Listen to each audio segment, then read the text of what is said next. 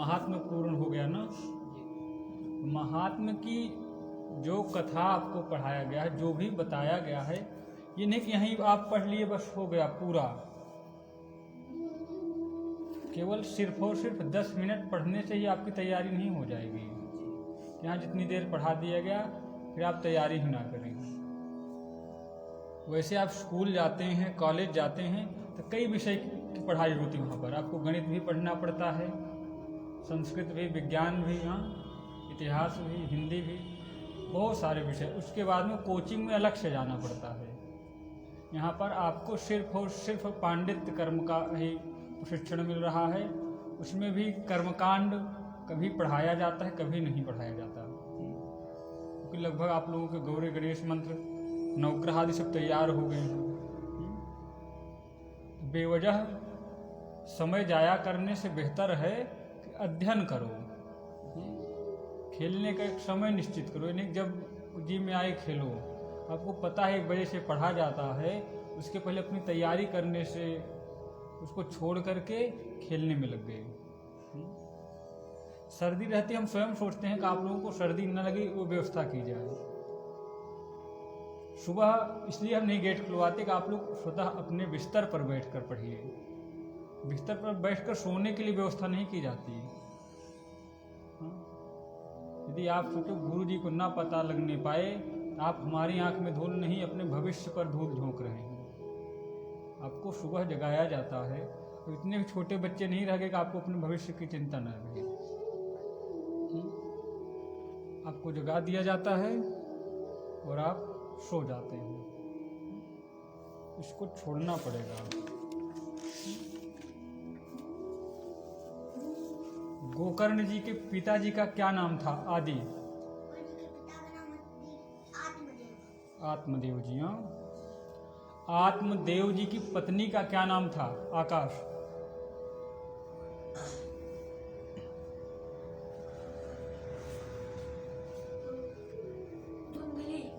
धुंधली।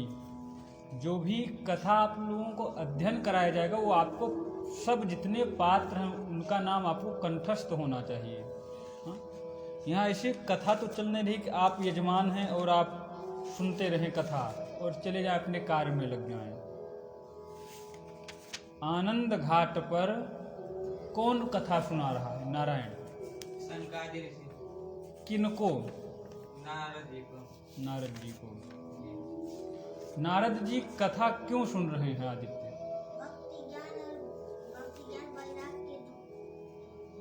दुख की निवृत्ति के लिए।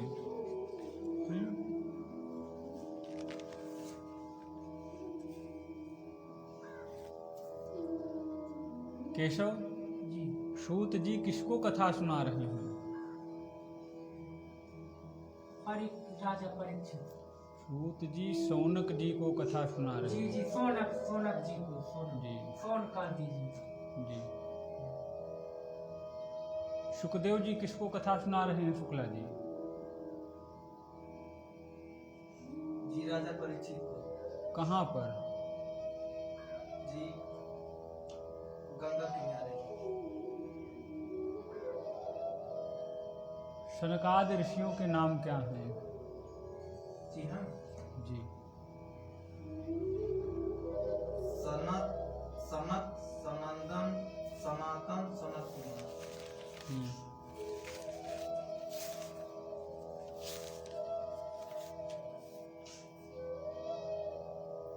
और शौनक ऋषि किसको बोला जाता है आदित्य? शनकादि नहीं, शौनक ऋषि किसको बोला जाता है?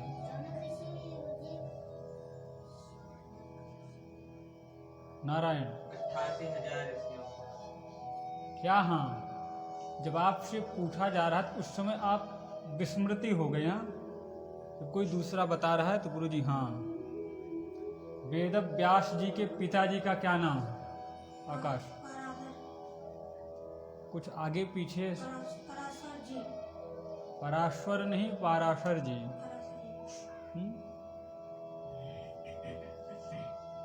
सुखदेव जी के पिताजी का क्या नाम है?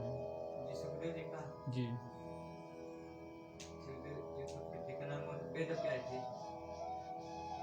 श्रीमद् भागवत की रचना किन्होंने किया है? वेद व्यास जी ने। श्रीमद् भागवत जी में कितने स्कंद हैं? जी हम जी जी 12 द्वादश स्कंद। श्रीमद् भागवत जी में श्लोक संख्या कितनी है? जी 18,000 श्रीमद् भागवत का श्रवण करने से क्या मिलता है नारायण?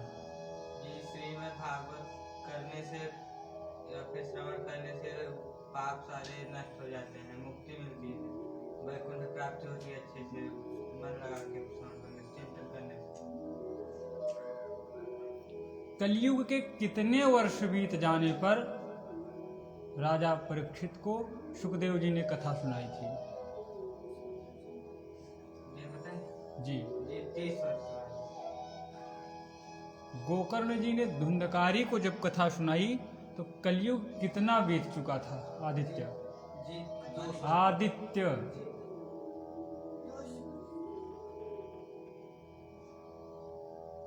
नारद जी को कब सुनाया था? कितना बीत गया था? बता नहीं, आप नहीं है जी। 30 वर्ष 30 वर्ष मतलब इधर राजा परीक्षित को सुनाया जा रहा था और उधर वो दोनों साथ में 30 वर्ष से कुछ अधिक बीतने पर तो सुखदेव जी ने कथा प्रारंभ किया था जी। और साथ में ही लगा दिए आप।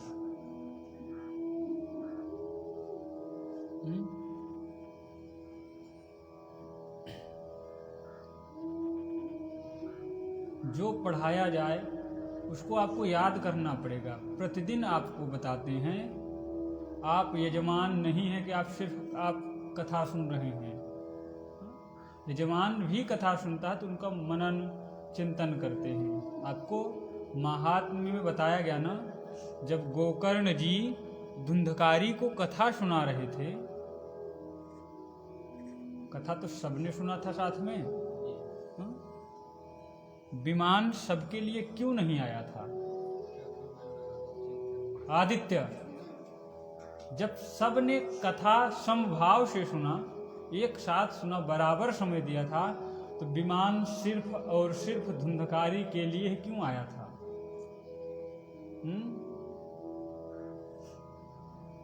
समय पास करने के लिए बैठते हो, चलो कुछ टाइम मन बदल कर आते हैं, गुरुजी कुछ बोलेंगे इसे सुन लेंगे। हाँ, हम बेवजह ही पढ़ा रहे हैं आप सबको।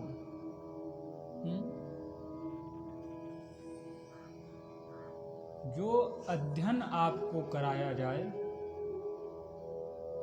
उसमें मन लगाना पड़ेगा ना।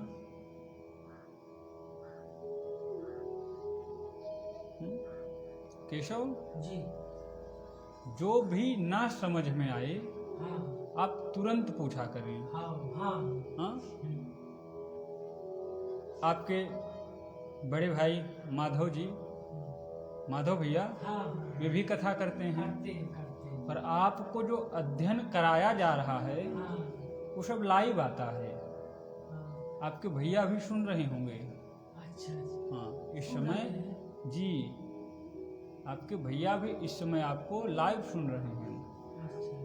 तो आप ऐसा सुंदर कथा करें। कथा तभी करेंगे जब आप यहाँ पर सुंदर अध्ययन करेंगे, जो पढ़ाया जाएगा उसमें मन लगाएंगे। हाँ, आपकी तो ये जिम्मेदारी बनती। आपके पिताश्री भी कथा करते हैं जी, और आपके भैया भी कथा करते हैं जी जी जी। आपको उन दोनों से बेहतर कथा करनी है। अच्छा, हाँ, इससे आपके बड़े भैया बहुत प्रसन्न होंगे। प्रतिदिन सायंकाल के समय वे फोन करके आपका हालचाल जानते हैं, पूछते हैं कि भैया कैसे हैं। उनका भी मन आप में लगा रहता है क्योंकि आप छोटे हैं। तो उनकी उम्मीदों को तोड़ना मत। हाँ, सुंदर अध्ययन करना। कोई भी दिक्कत हो उसको बताओ। जो भी पढ़ाया जाए आप लोगों को उसको ध्यान देना पड़ेगा। किन्होंने कथा सुनी, कब सुनी। श्रीमद् भागवत को सुनने से क्या होता है? श्रीमद् भागवत क्यों सुनी जाती है, श्रीमद् भागवत को किन्होंने सुना, यही सब तो महात्म्य में बताया गया आप सबको। जब यहाँ से जो भी आपको पढ़ाया जाए उसको पढ़ने के बाद आप सब समवेत रूप से एक जगह पर इकट्ठे हों अपने हॉल में। जिस प्रकार से सनकादि ऋषि एक दूसरे को कथा सुनाया करते थे, कथा सुनाया करते हैं, उसी तरह से आप सब भी 8-10 जो भी हैं आप एक कथा सुनाएं और सब बैठ कर के कथा श्रवण करें। फिर कोई दूसरा सुनाए, कोई आप सब श्रवण करें। इससे आपका अभ्यास बनेगा। आप सोचें हम ग्रंथ हमारे पास है, हम इसमें से ही तैयार करके डायरेक्ट व्यासपीठ पर बैठ जाएंगे तो बिना अभ्यास के आपका शब्द जो है उसमें त्रुटि होगी। आप बोलना कुछ चाहेंगे, निकलेगा कुछ। हाँ, पता लगेगा ऐसा बोलेंगे कि राजा परीक्षित ने सर्प को डस लिया। हाँ, राजा परीक्षित ने सर्प को डस लिया। सर्प ने राजा परीक्षित को डसा है, परंतु यदि अभ्यास नहीं रहेगा तो आप बोलेंगे कि राजा परीक्षित ने ही सर्प को डस लिया। तो अभ्यास अति आवश्यक है। अन्य विद्यालय में आधे घंटे 1 घंटे पढ़ा दिया जाता है, बहुत ध्यान नहीं दिया जाता। आप सबका बहुत बड़ा सौभाग्य है। हाँ, लाली यहाँ पर है भी, हर समय उसकी कथा चलती रहती है। ये समझ लीजिए आप लोगों के भाग्य से ही अभी आपके पास समय दे रहे हैं। आप लोग ये समझते हैं कि वो स्वयं आकर के आपको बताएं। ये आपकी जिम्मेदारी बनती है कि ये हमको नहीं पता है, दीदी आपको बताएं, उनके पास ग्रंथ लेकर जाइए। आपकी जिम्मेदारी बनती है ना।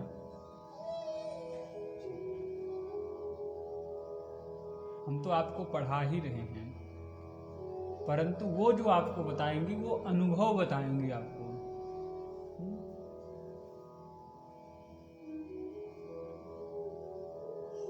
राम कथा प्रवचन आदि छोड़ दिए जाएं तो 100 से ऊपर लगभग 150 तक श्रीमद् भागवत की कथा हो चुकी है। आप लोगों के साथ में रह रहे, इसका मतलब ये मत समझ लो आपके सब आपस के ही लोग हैं, हम जोली हैं। तो उनका लाभ लीजिए। कोई संत आपके यहाँ आए तो उनसे आप घर गृहस्थ अपने घर की चर्चा ना करके आप उनसे लाभ लीजिए, परमात्मा चर्चा करिए, भगवत चर्चा करिए।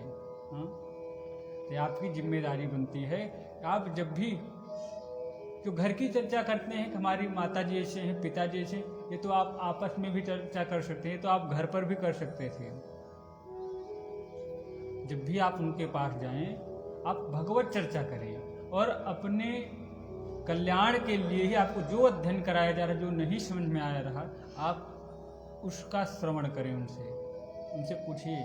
आप एक बार जो भी पूछेंगे अवश्य तुरंत बताएंगे। हाँ? कुम्हार जानते हैं? कुम्हार को देखा है, गांव में होते होंगे, जो मिट्टी के बर्तन बनाते हैं। बाहर से हाथ से थपकी देते रहते हैं, परंतु अंदर हाथ लगा होता है कि ये टूट न जाए। लाली का स्वभाव ऐसे ही है। आपको ऊपर से लगेगा कि बहुत, जितने भी डांटेंगे, डांटना तो दूर, आपको मार भी सकती है। महिला समाख्या में जब माता जी के साथ लाली पढ़ाने जाती थी तो बड़ी बड़ी जो महिलाएं होती थी उनको भी मार देती थी। अब तो फिर भी बच्चे हैं, हमसे बहुत छोटी है, पढ़ने के विषय को हमको भी मार देती है। परंतु प्रेम आपको जितना आपके माता पिता करते हैं उससे अधिक आपसे स्नेह करेंगी। आपको तनिक कोई कष्ट हो जाए वो देख नहीं पाती। एक मूक जीव, हम लोग साथ में ही गए थे ना, तुरंत वापस लेकर आई। जब तक हर समय आपके साथ आप सोच रहे होंगे कि यही हर समय रहेगी, नहीं। अभी कुछ समय के लिए आप लोगों के पास में है, तो उसका आप लाभ लो। ये बाद में तो हम तो हैं ही आप लोगों के पास, हम तो पढ़ाते ही रहेंगे। जब तक वो हैं, आप लोगों की जिम्मेदारी बनते हैं निवेदन करके आप हर समय पढ़िए। हम तो पढ़ाएंगे, लेकिन आप उनसे भी पढ़ेंगे, दूसरे से पढ़ेंगे, तो आपको हर तरह का अनुभव मिलेगा। हम तो आपको अध्ययन करा रहे हैं। हमने बहुत श्रीमद् भागवत कथा का वाचन नहीं किया, प्रवचन आदि जरूर किए हैं, परंतु लाली ने अनवरत कथा किया है। समय नहीं मिलते, घर पर भी नहीं रह पाती। तो आपको उनसे जो पढ़ने को मिलेगा, आपको अनुभव मिलेगा, और उसी की आपको अति आवश्यकता है, क्योंकि भविष्य में आप भी कथा करेंगे, तो उसमें अनुभव बहुत जरूरी होगा। इसलिए घर परिवार की चर्चा एकदम छोड़ दीजिए।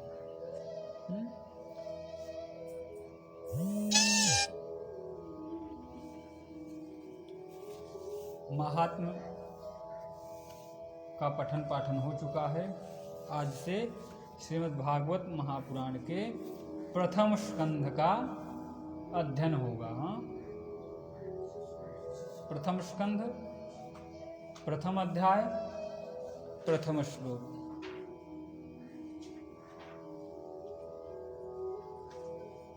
इसको मंगलाचरण बोलते हैं। क्या बोलते हैं?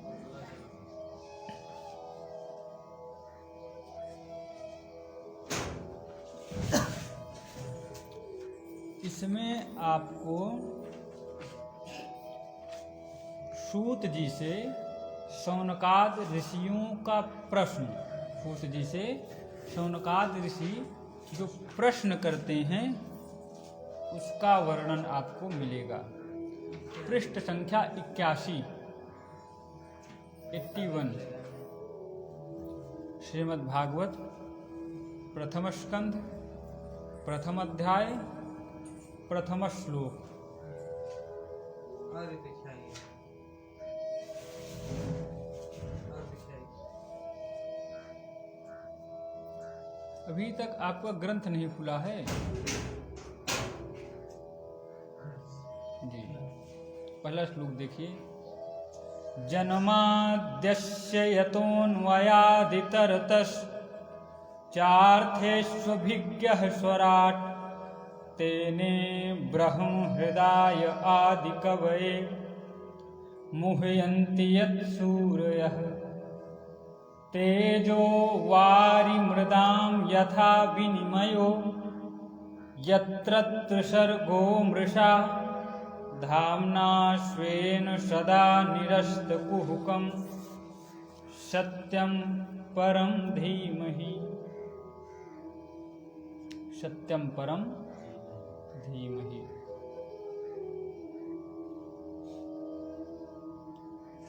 श्रीमद् भागवत का शुभारंभ हो रहा है।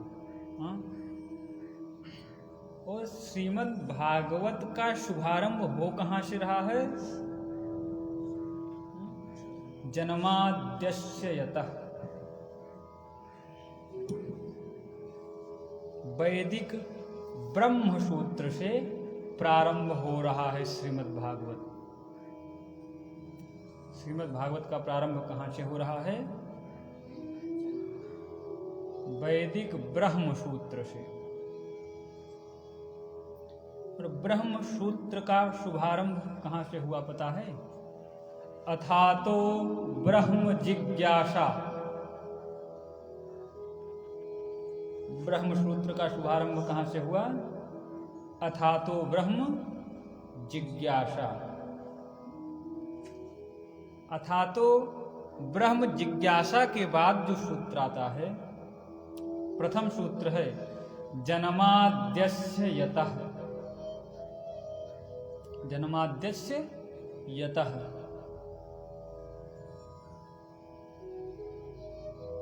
जन्माद्यस्य यतः, इसी ब्रह्म सूत्र से श्रीमद् भागवत का शुभारंभ करके श्री कृष्ण द्वैपायन वेद व्यास जी संकेत दे रहे हैं। क्या संकेत दे रहे हैं कि श्रीमद् भागवत जी में जो भी प्रतिपादन किया गया है वो सब वैदिक सूत्रों का व्याख्यान है। अपने मन का सब इधर उधर से कुछ नहीं है। श्रीमद् भागवत जी में जो भी है वो सब वैदिक सूत्रों का क्या है? व्याख्यान है। श्रीमद् भागवत क्या है? श्रीमद् भागवत वेद सम्मत ग्रंथ है। हाँ? अन्यत्र नहीं कि ऐसे कोई महिमा नहीं, वेद सम्मत ग्रंथ है श्रीमद् भागवत। इसीलिए श्रीमद् भागवत का शुभारंभ ही वैदिक सूत्र से किया गया। वेद व्यास जी चाहते तो प्रारंभ में मंगलाचरण में ही किन्हीं देवी देवता का नाम लेते। हाँ, 33 कोटि देवी देवता हैं, किन्हीं का नाम ले लेते। कोई भी ग्रंथ, किसी भी ग्रंथ की रचना होती है तो किन्हीं न किन्हीं देव को प्रणाम किया जाता है। पहले नाम डायरेक्टली लिखा रहता है। हाँ? परंतु श्रीमद् भागवत का प्रारंभ वैदिक ब्रह्म सूत्र के माध्यम से हो रहा। किसी देवता विशेष का मंगलाचरण में नाम नहीं है। हाँ? अपने मंगलाचरण भी पढ़ा ना, जन्माद्यस्य यतोऽन्वयादितरतश्चार्थेष्वभिज्ञः स्वराट् तेने ब्रह्म हृदय आदि कवये मुह्यन्ति यत्सूर्यः तेजो वारि मृदां यथा विनिमयो यत्र सर्गो मृषा धाम्ना स्वेन सदा निरस्तकुहकं सत्यं परम धीमहि। सत्यम परम धीमहि। किन्हीं देवता का नाम दिखा ना, किसी देव विशेष का नाम मंगलाचरण में नहीं लिया गया।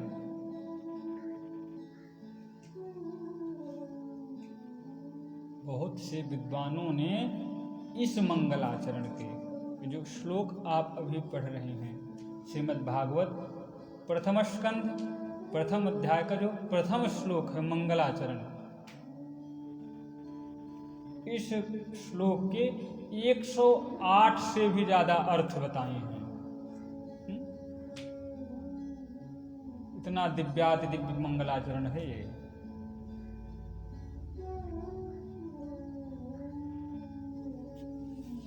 जन्माद्यस्य यतः,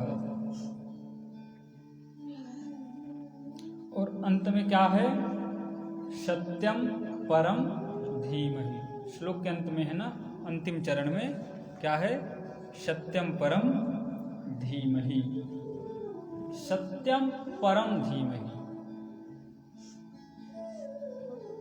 आपने कभी ध्यान दिया कि वो परम सत्य है कौन? वेद व्यास जी जिस परम सत्य की बात कर रहे हैं वो परम सत्य है कौन? श्लोक के अंतिम चरण में है ना, सत्यम परम धीमहि। अब आपने गौर किया कि नहीं, वो परम सत्य है कौन जिसका हम ध्यान कर रहे हैं? मंगलाचरण में आप सब ध्यान कर रहे हैं ना कि आप सब भविष्य के, फ्यूचर के व्यास हैं। हाँ? कथा प्रवक्ता होने वाले हैं और आप ध्यान कर रहे हैं सत्यम परम धीमहि। वेद व्यास जी ध्यान कर रहे हैं, हम सब ध्यान कर रहे हैं। ये गौर करने वाली बात है ना कि हम ध्यान किनका कर रहे हैं? सत्यम परम धीमहि। वो परम सत्य है कौन जिनका हम ध्यान कर रहे हैं? भागवत जी में सत्य नाम से जानते हो किनको पुकारा गया है? सत्यम परम धीमहि।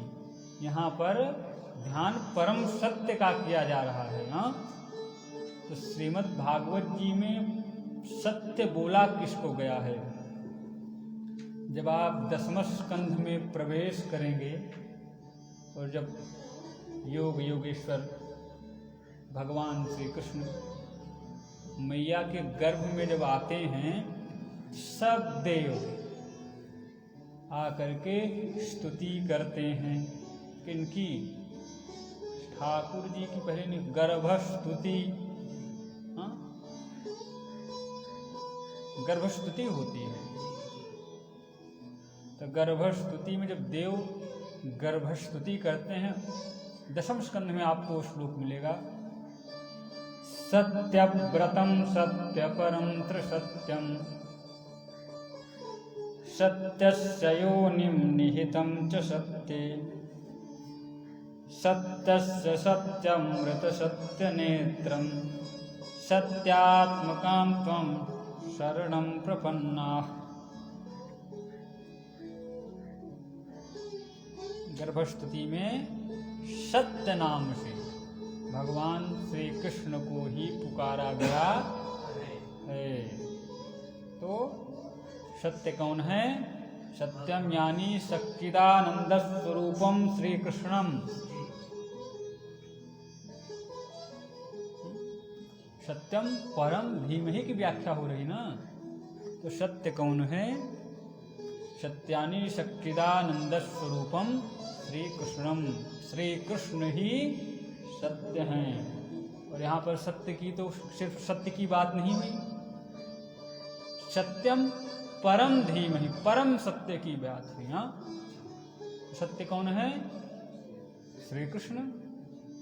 परम यानी परमेश्वर, परमेश्वर श्री कृष्ण। धीमहि यानी ध्यान। हम उन सच्चिदानंद घन परमेश्वर प्रभु श्री कृष्णचंद्र जी का हम सब मिलकर ध्यान करते हैं। बोलो जय श्री कृष्ण। जय श्री कृष्ण। अकेले ही ध्यान नहीं करते हैं, सब लोग ध्यान करते हैं। तो भगवान श्री कृष्ण कैसे हैं? भगवान श्री कृष्ण कैसे हैं? जन्माद्यस्य यतः, जन्माद्यस्य यतः, आद्यस्य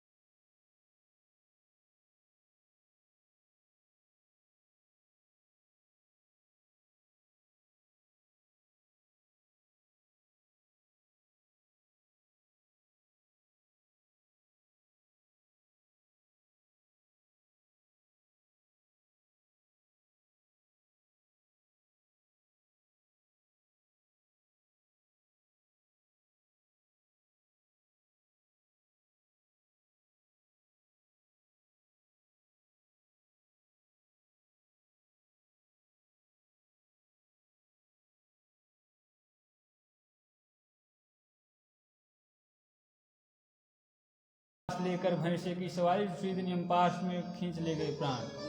हमारी न तो आने में स्वेच्छा होती है न तो जाने में। हम लोग आना भी नहीं चाहते फिर भी आना पड़ता है, और जब आ गए तो जाना भी नहीं चाहते फिर भी जाना पड़ता है। परंतु योगेश्वर के साथ ऐसा कुछ नहीं। ठाकुर जी आते भी अपनी ही इच्छा से हैं और जाते भी अपनी ही इच्छा से हैं। हम लोगों का आना और जाना पराधीन है, और पराधीन सपने हो सुख नाही। हाँ, हम लोग पराधीन हैं। हाँ? न तो अपनी इच्छा से इस संसार में आ पाते हैं और न ही अपनी इच्छा से इस संसार से जा पाते हैं।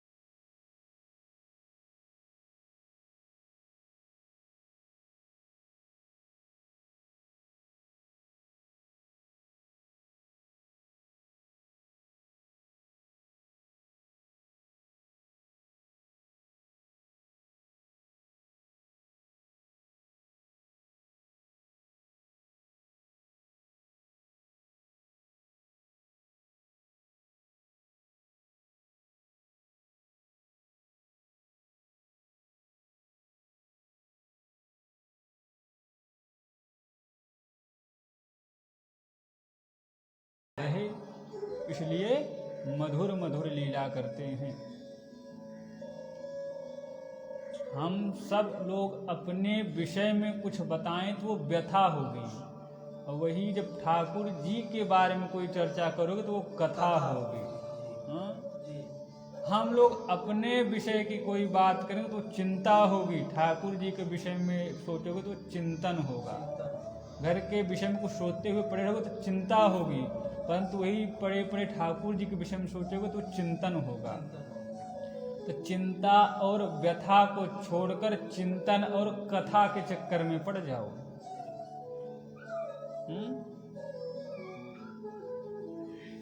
तो क्या जन्माद्यस्य यतः, जन्म कहाँ लिया? जन्म तो लिया प्रभु जी ने मथुरा में। कहाँ? मामा कंस के यहाँ। कहाँ जन्म लिया? मामा कंस के यहाँ। और जन्म लेते ही अन्वगात इतरतः, इतरतः इत्यत्र गोकुले अन्वगात। मथुरा में जन्म लेते ही जो भाग कर कहाँ पहुँच गए? गोकुल में चले गए। परंतु जन्म कब लिया और कब गोकुल चले गए? अर्थेष्वभिज्ञः, अर्थेष्वभिज्ञः। कंस आदि सब अनभिज्ञ रह गए, पता ही नहीं चला कि कब ये प्रकट भये और कब प्रस्थान कर दिए गोकुल की तरफ।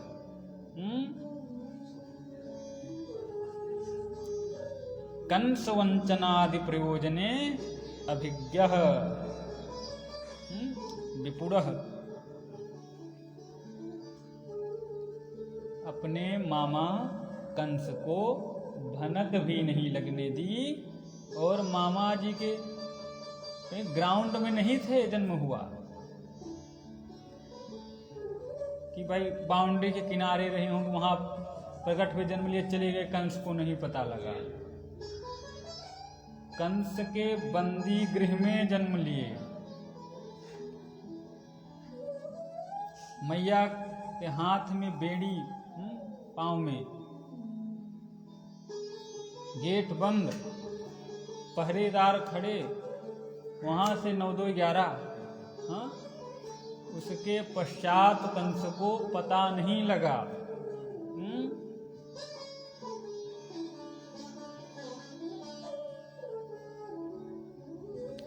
तो पैदा हुए कंस के बंदी गृह में, कारागार में, और जन्म लेकर चले आए गोकुल। ऐसे परम कुशल भगवान श्री कृष्ण है क्या, स्वराट है ना। श्लोक देखो आप, श्लोक भी देखे रहो। जन्माद्यस्य यतोऽन्वयादितरतश्चार्थेष्वभिज्ञः स्वराट। दूसरे लाइन में क्या है,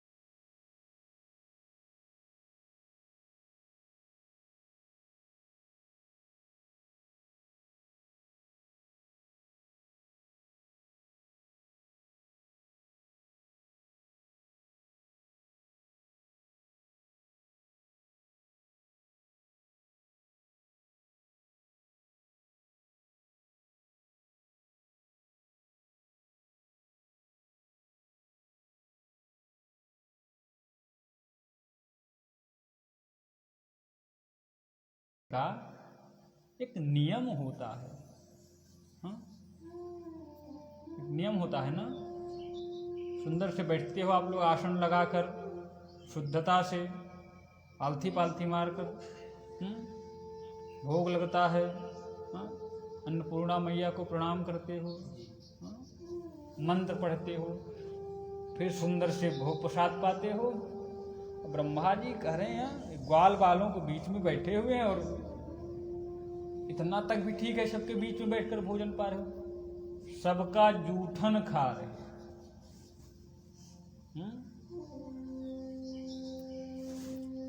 उसी हाथ से ग्वाले भी खा रहे हैं, और फिर उसी हाथ से गोविंद को भी खिला देते हैं। हाथ धुला नहीं जा रहा। अब बच्चों का खाना कैसे, इतना प्रवेश, फिर वही लो। अब भी ब्रह्मा जी चारों मुंडी घूम गई। हाँ, हम लोगों का एक सर है, सोच में पड़ जाते हैं। ब्रह्मा जी के चार चार सर होते हुए भी सोच में पड़, ये कैसा ठाकुर है। बाल लीलाएं चल रही हैं। ग्वाल बालों के बीच में ब्रह्मा जी उन्हें भगवान के रूप में देखकर, भगवान श्री कृष्ण को देखकर चक्कर में पड़ गए कि ये कैसा भगवान है, कैसा ठाकुर है। हाँ, बड़ी विचित्र लीलाएं। भाई ठाकुर है कैसा, वही ग्वाल बाल पा रहे हैं और वही स्वयं भी पा रहे हैं। ब्रह्मा जी क्या हैं? ब्रह्मा जी तो विधि विधान के विशेषज्ञ हैं। हाँ, सब नियम कानून कायदा सब पता है। हाँ, और जब भाई उनको सब विधि पता है तो विधि के विपरीत कोई भी बात ब्रह्मा जी को अच्छी नहीं लगती। हाँ, सारा कानून कायदा पता है। और करे ठाकुर होकर भी, नारायण होकर, ईश्वर होकर के नियम तोड़ रहे हैं। कैसे ईश्वर हैं?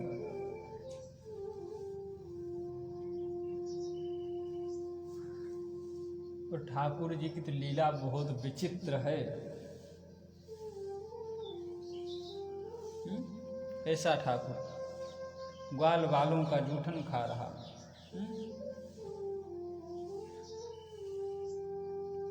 ब्रह्मा जी को कहाँ पसंद है कि ठाकुर जी ग्वाल बालों का उच्चिष्ट प्रसाद, अवशिष्ट बचा हुआ प्रसाद पाएं।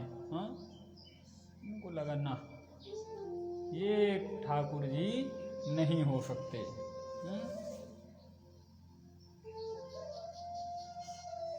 भोजन करने का नियम है कि भोजन तो मौन होकर करना चाहिए। भोजन मौन होकर करना चाहिए। और ये कैसा भगवान है, भोजन भी कर रहा है और हंसी मजाक भी चल रहा साथ में। तमाम प्रकार के गपशप चल रहे। भोजन का नियम है कि हाथ पांव धुलकर भोजन करना चाहिए। पवित्रता के साथ करना चाहिए। और ये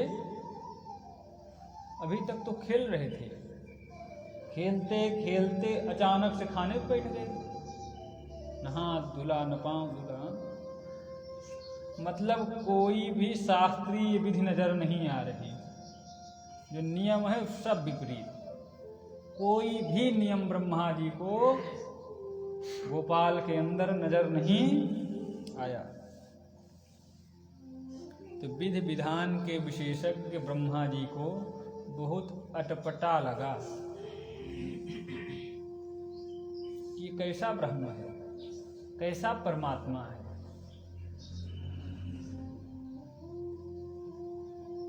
इनकी भगवत्ता की परीक्षा ली जाए।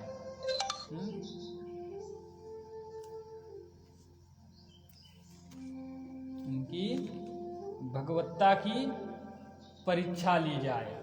ये मन में विचार करके भगवान की परीक्षा लेने के लिए ब्रह्मा जी ने ग्वाल बाल और बछड़ों का अपहरण कर लिया।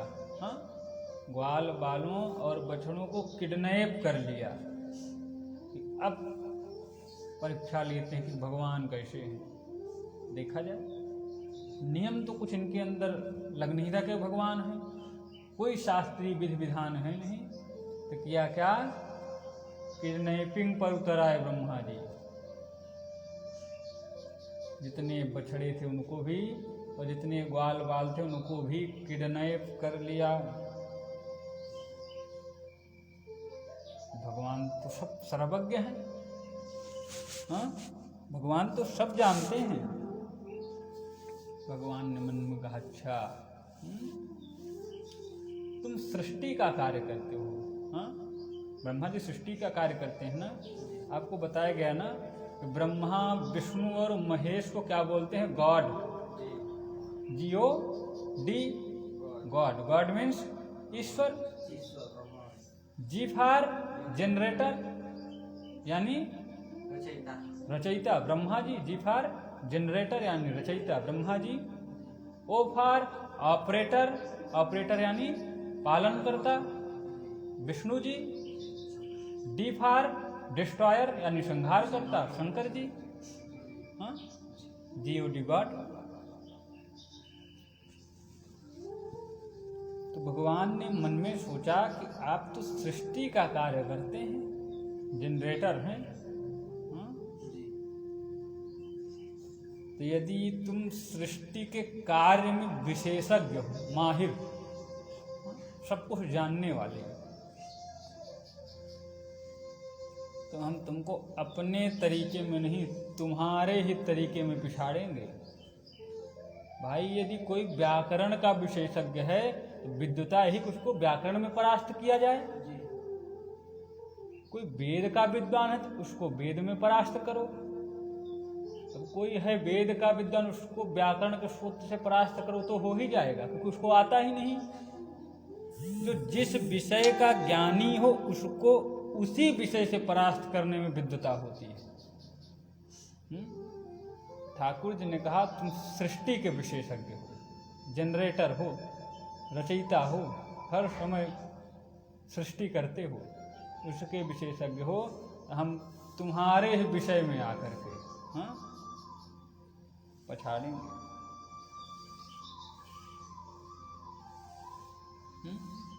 तुम सृष्टि करते हो तो हम तुमको सृष्टि ही दिखा करके प्रभावित करेंगे, और कोई कार्य नहीं।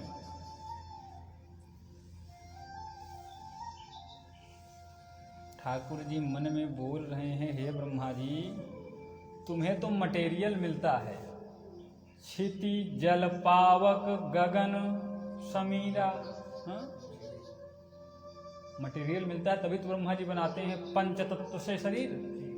हाँ, तो भगवान बोल रहे हैं ब्रह्मा जी, तुमको तो मटेरियल मिलता है पंच महाभूतों का, तब तुम शरीर की रचना कर पाते हो। और हमें देखो, हम भी रचना करेंगे परंतु बिना मटेरियल के। पंच महाभूत की आवश्यकता ही नहीं है।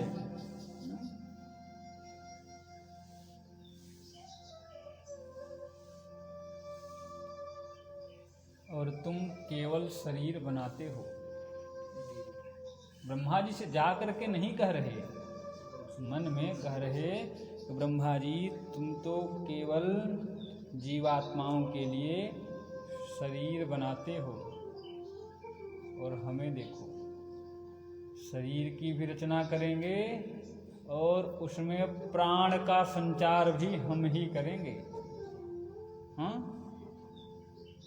परास्त किया जाए तो अच्छे से पटखनी दो। ब्रह्मा जी को जब पंच महाभूतों का मटेरियल मिलता है तब शरीर की रचना करते हैं, परंतु ठाकुर जी बिना पंचभूत के, पंच महाभूत नहीं, फिर भी वो शरीर की रचना कर रहे हैं और प्राण भी। हाँ,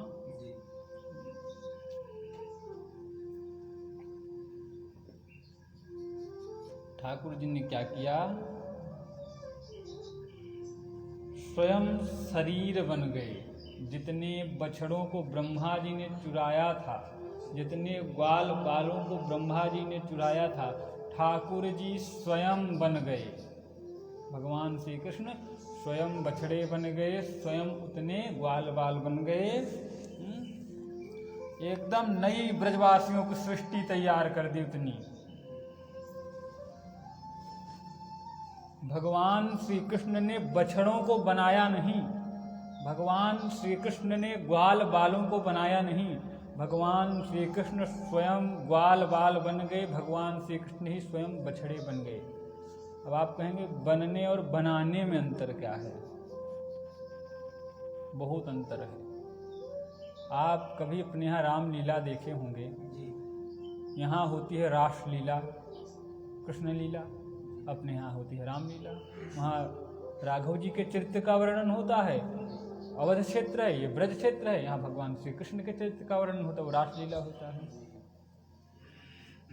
जिसको जिस पात्र की जिम्मेदारी दी जाती है, बता दिए कि आप रावण हैं, आप राम हैं, वो वास्तविकता में होता नहीं।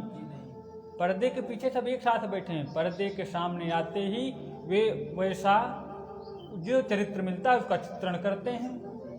राम का भी चरित्र मिला है तो बाहर उन संवादों को बोलते हैं, वैसा अभिनय करते हैं। और पता लगे किसी को बीड़ी सिगरेट की तलब है तो पीछे जाकर के पर्दे के पीछे उनको सिगरेट भी चल रहा।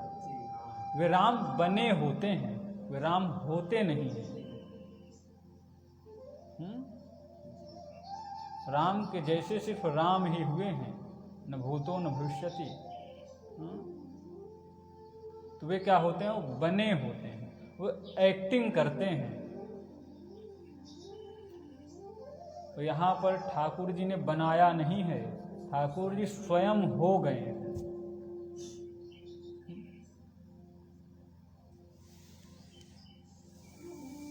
आदि कवये यानी ब्रह्मा जी विस्मापयितुम। ठाकुर जी बनाए नहीं। इसी की व्याख्या में आता है वत्स वत्सपालादि रूपम तेने विस्तारितवान। तनु विस्तारिणे, अपने ही रूप का, अपने ही स्वरूप का विस्तार कर दिया ठाकुर जी ने। कहीं से मटेरियल लाकर कुछ सृष्टि नहीं बनाई, अपने ही स्वरूप का विस्तार कर दिया। बछड़ों के रूप में, ग्वाल बालों के रूप में ठाकुर जी ही स्वयं बन गए। इस नई ब्रजवासियों की सृष्टि देखकर ब्रह्मा जी के होश उड़ गए। हाँ, ये कैसे हो सकता है? हमने तो इन सबको किडनैप कर लिया था। हाँ? ये फिर यहाँ पर सामने ब्रह्मा जी को समझ में आ गया। आ करके दंडवत चरणों में गिर पड़े, क्षमा मांगी। हाँ? ऐसे ऐसी भगवान की विचित्र लीलाएं हैं। जिन गोविंद की लीला देखकर, जिन गोविंद की लीला देखकर चतुर ब्रह्मा जी भी चक्कर खा जाते हैं। ब्रह्मा जी चतुर है ना, ब्रह्मा जी भी चक्कर खा जाते हैं गोविंद की लीला देखकर। तो इनकी लीला का रहस्य हम जैसे साधारण लोग क्या जान पाएंगे?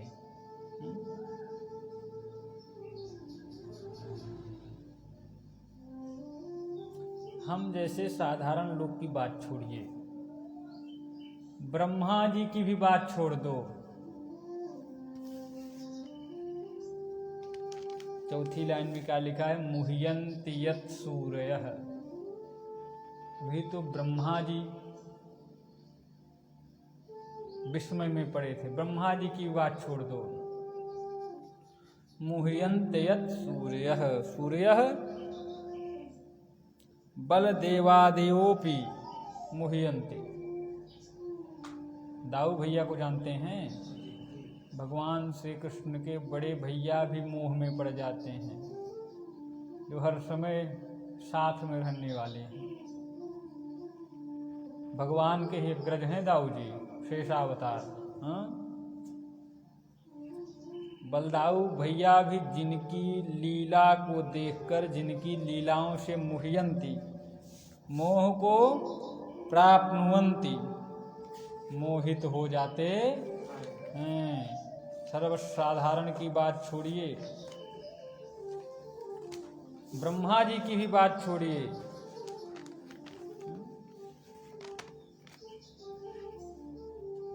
दाऊ भैया भी मोहित हो जाते हैं। ऐसे गोविंद की बड़ी ही विचित्र मधुर लीला है। तेजो वारि मृदाम यथा विनिमयो, तेजो वारि मृदाम यथा विनिमयो।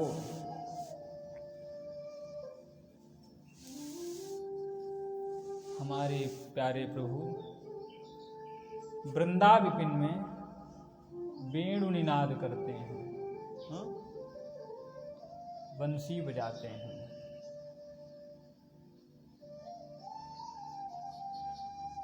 तो चैतन्य की चले क्या, जड़ भी प्रवाहित हो जाता है, जड़ भी प्रभावित हो जाता है।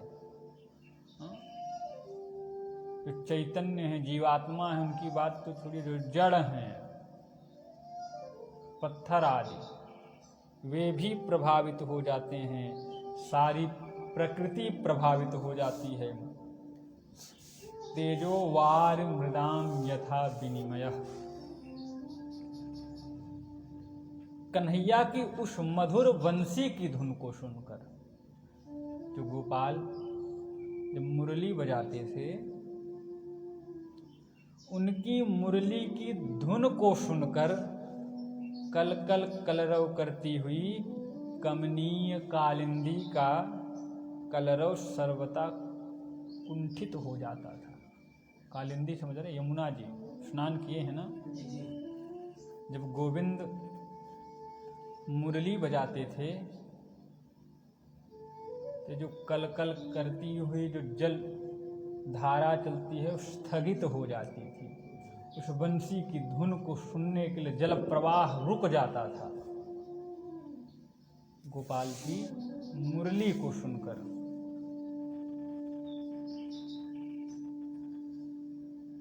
नित निरंतर प्रभावित, हाँ? कभी जल रुकता नहीं यमुना जी का, निरंतर अनवरत। ये नहीं हम लोग तो दिन में इधर उधर टहल रहे हैं, रात्रि के समय विश्राम करते हैं, परंतु यमुना जल अनवरत प्रवाहित होता है, हाँ? रात्रि में भी जल चलता रहता है। परंतु जब गोपाल मुरली बजाते हैं तो यमुना जी की धारा पत्थर की तरह स्थिर हो जाती है। गोपाल की मुरली कर्ण में पड़ जाए बस, यमुना जल भी स्थिर हो जाता है। और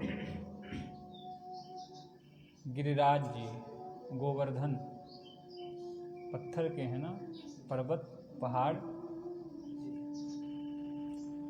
गिरिराज जी के बड़े बड़े जो विशाल खंड हैं, पर्वत एक पत्थर से नहीं बना होता, बड़े बड़े अनेक पत्थर होते हैं, हाँ? परिक्रमा लगाएंगे, जो लगाए होंगे देखेंगे, विशाल विशाल पत्थर खंड होते हैं, शिलाखंड। तो गोपाल की मुरली को सुन करके गिरिराज जी के जो बड़े बड़े शिलाखंड हैं वे द्रवीभूत हो जाते हैं, पिघल जाते हैं। तो मुरली को सुनने के लिए उधर चले जाते हैं, द्रव बनकर, जल की तरह पिघल करके। पत्थर और जो जल है, जो अनवरत चलायमान है, वो स्थिर हो जाता है। पाषाणादेह द्रवत्वम, पाषाण यानी पत्थर, पाषाणादेह द्रवत्वम यमुनायाः काठिनत्वम। यमुना का जल जो द्रव है वो कठिन हो जाता है, बर्फ बन जा रहा, पत्थर बनकर स्थिर हो जा रहा, और जो पत्थर है, शिलाखंड है, वो द्रव बन जा रहा। यानी अपने स्वरूप को ही भूल जा रहे हैं गोपाल की मुरली को सुन करके। पत्थर का स्वभाव है कठिन होना, एक स्थल पर स्थित रहना, परंतु मुरलीधर की मुरली को सुनकर अपने स्वभाव को छोड़कर द्रवीभूत हो जा रहा पत्थर, और कन्हैया की मुरली को सुनकर यमुना जो हर समय चलायमान रहते हैं स्थिर हो जा रहे हैं।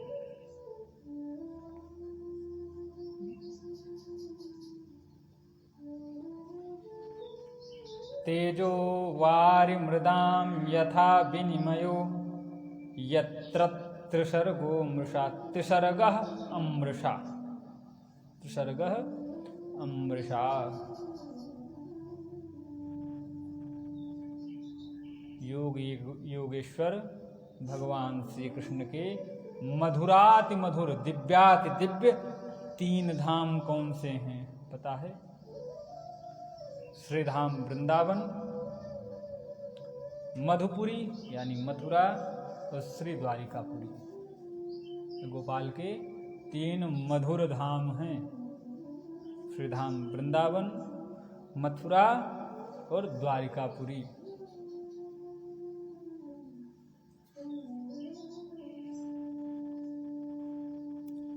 11 वर्ष तक ब्रज में, 11 वर्ष तक ब्रज में, 14 वर्ष तक मथुरा धाम में। जब तक 11 वर्ष के थे गोपाल, 11 वर्ष 56 दिन बोलते हैं, 11 वर्ष तक ब्रज में। फिर जब गोपाल 14 वर्ष के थे, 14 वर्ष तक मथुरा में, और 100 वर्ष तक द्वारिका जी में विराजे। 11 वर्ष तक ब्रज में, 14 वर्ष तक मथुरा में, और 100 वर्ष तक द्वारिका जी में विराजे। तो तीनों ही धाम प्रभु के दिव्य हैं। गोपाल के तीनों ही धाम दिव्याति दिव्य हैं, और तीनों ही धामों का भगवान का जो परिकर है, तीनों धामों में जो भगवान के जो परिकर हैं वे सच्चिदानंद स्वरूप हैं। भगवान के जो भी परिकर हैं तीनों धाम में, श्रीधाम वृंदावन, मथुरा और श्री द्वारिकापुरी में जो भगवान के परिकर हैं वे सब सच्चिदानंद स्वरूप हैं, भगवान के ही स्वरूप हैं। जैसे वृंदावन में जो श्रीदामा आदि ग्वाल बाल हैं, हाँ, आपको 10वें स्कंध में पढ़ाया जाएगा। वृंदावन में श्रीदामा आदि जो ग्वाल बाल हैं, मथुरा में जो उद्धव, अक्रूर आदि भगवान के परिकर हैं, अक्रूर, उद्धव, ये जो परिकर मथुरा में हैं, और रुक्मिणी, सत्यभामा आदि जो द्वारिका में हैं, मित्रविंदा, कालिंदी सब है ना द्वारिका में। विवाह होता है कन्हैया का। तो जो परिकर द्वारिका जी में हैं, रुक्मिणी आदि, उद्धवादि परिकर जो मथुरा में हैं, श्रीदामा आदि जो वृंदावन में हैं, प्रभु के यत्र त्रिसर्गो मृषा, तीनों ही धामों के ये जो परिकर हैं, सर्ग हैं, ये नित्य हैं, शाश्वत हैं, ये अनित्य नहीं हैं, ये नित्य हैं, हर समय रहने वाले, हाँ, कुछ समय वाले नहीं, ये नित्य हैं। कैसे नित्य हैं? जैसे मान लो घर पर कोई प्रोग्राम हो और आपने रासलीला बुलवाई, अपने यहाँ रामलीला होती है ना, अवध क्षेत्र के जो है वहाँ रामलीला होती है। ब्रज क्षेत्र में क्या होती है? रासलीला, और यहीं से दूर दूर जाती है, पूरे देश में विदेशों में जाती है। तो मान लो आपने रासलीला बुलवाई, तो जो रासाचार्य होते हैं स्वामी जी, वे अकेले तो जाएंगे नहीं कि अकेले। आप रासलीला बुलवाइए, रामलीला बुलवाइए, जो मेन होते हैं उसके हेड स्वामी जी, वो अकेले चले जाएंगे ना। क्या करेंगे? अपना पूरा 20, 25, 30, 35 लोगों का परिकर लेकर जाएंगे। क्योंकि अकेले तो रामलीला कर नहीं सकते, अकेले सीता बन जाए, अकेले शूर्पणखा बन जाए, अकेले रावण, मेघनाथ, दुर्योधन सब। हाँ, हर एक पात्रों का अभिनय करने के लिए भी तो लोग चाहिए होते हैं। इसलिए स्वामी जी क्या करेंगे, अपना पूरा परिकर लेकर जाएंगे।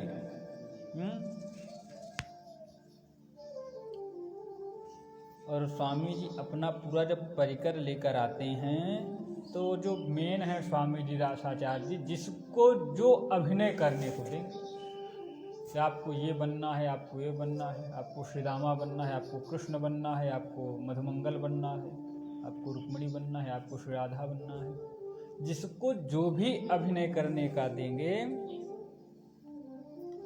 वो मंच पर आकर वही अभिनय करेगा। जिसका जो रोल रहेगा वही अभिनय मंच पर आकर के करेगा। अभिनय जहां प्रारंभ हुआ, जैसे ही अभिनय प्रारंभ हुआ तो मंच पर कोई मित्र बन जाता है। भगवान श्री कृष्ण है, श्री रामा का आपको अभिनय करने का मिला, आपको कृष्ण का, तो वहाँ पर वो एक दूसरे के मित्र बन जाते हैं अभिनय करने में। हाँ, जैसा अभिनय करने को दिया गया है वैसा ही तो अभिनय किया जा रहा है। कोई मित्र बन जाता है, कोई पिता बन जाता है, कोई पुत्र बन जाता है। जो भी भूमिका जिसको दी गई है उस भूमिका का निर्वाह उसके द्वारा मंच पर किया जाता है। और जैसे ही यवनिका हुई, पर्दा गिरा, अभिनय हुआ, जैसे ही पर्दा गिरा तो न कोई पुत्र है न कोई पिता, अभिनय खत्म। और अभिनय का रिश्ता खत्म। रिश्ता पिता पुत्र माता पिता उस तभी तक था जब तक मंच पर थे, वो अभिनय दिया गया था। जिन पात्र का अभिनय दिया गया था वही कर रहे थे। पर्दा गिरा, अभिनय पूर्ण। न तो कोई पुत्र न तो कोई पिता, सब बराबर।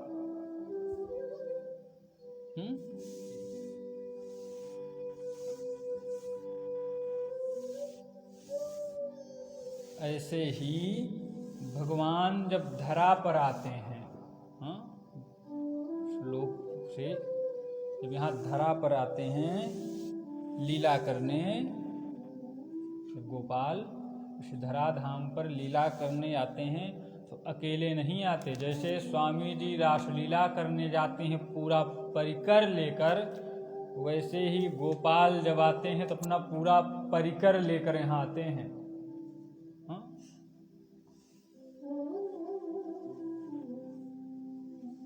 जैसे लक्ष्मी जी को अपना अर्धांगिनी बना कर ले आते हैं, यहाँ पर वो रुक्मिणी की, हाँ, दशम स्कंध में आपको अध्ययन कराया जाएगा ना।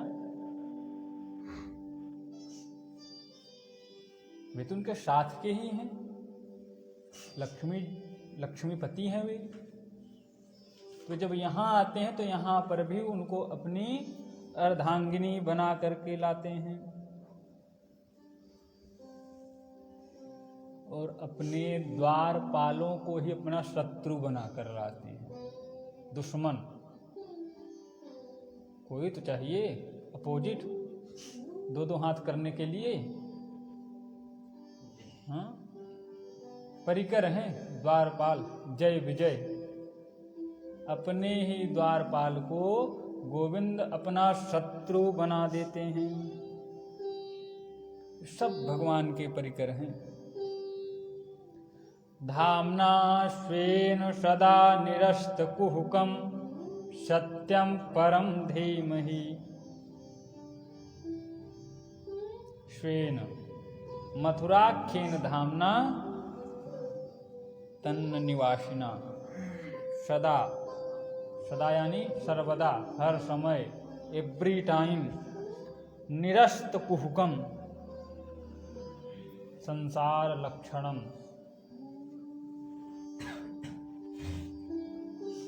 जिन 3 धामों के विषय में आपको बताया गया, श्रीधाम वृंदावन, मथुरा द्वारिकापुरी। इन 3 धामों में किसी भी धाम का आश्रय यदि प्राणी ले ले, चाहे श्रीधाम वृंदावन का या मधुपुरी यानी मथुरा का या फिर द्वारिका का, इन 3 धामों में से किसी भी एक धाम का यदि जीव आश्रय लेता है तो भगवान उस पर अनुग्रह करके सदा निरस्त कुहुकम, उसका जन्म मरण रूपी कपट समाप्त कर देते हैं। पुनरपि जननम पुनरपि मरणम, ये बंधन खत्म, निरस्त कुहुकम। ठाकुर जी अनुग्रह करके उसका ये जन्म मरण वाला बंधन तोड़ देते हैं, जन्म मरण के बंधन से मुक्त कर देते हैं। जन्म मरण रूपी भव रोग समाप्त कर देते हैं और उसे दिव्य स्वरूप में स्थित कर देते हैं। धामना स्वेन सदा निरस्त कुहुकम सत्यम परम धीमहि। ऐसे परम परमेश्वर सत्यम यानी सच्चिदानंद स्वरूपम श्री कृष्णम धीमहि यानी ध्यायेम। ऐसे सच्चिदानंद घन परमेश्वर श्री कृष्णचंद्र का हम सब मिलकर ध्यान करते हैं। अभी जब आपको शुरुआत में पूछा जा रहा था कि सत्यम परम धीमहि, वो परम सत्य है कौन जिनका हम सब ध्यान कर रहे हैं। उस समय आप सोच में पड़ रहे थे, परंतु अब तो आपने अध्ययन कर लिया। सत्यम परम धीमहि, वो परम सत्य कौन है जिनका हम ध्यान कर रहे हैं।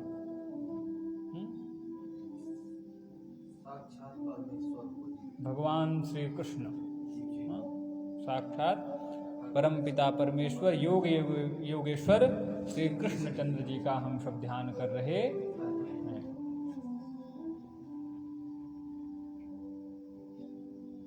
पूछने पर विस्मृति तो अब नहीं होगी, कहीं पर भी आपसे पूछा जाए तो सत्यम परम धीमहि। श्रीमद्भागवत के प्रारंभ में मंगलाचरण में सत्यम परम धीमहि का जो वर्णन है वो कौन परम सत्य है जिनका हम सब मिलकर ध्यान करते हैं। इसमें विस्मृति तो नहीं होगी। किन परम सत्य का हम सब ध्यान करते हैं? कृष्णाय वासुदेवाय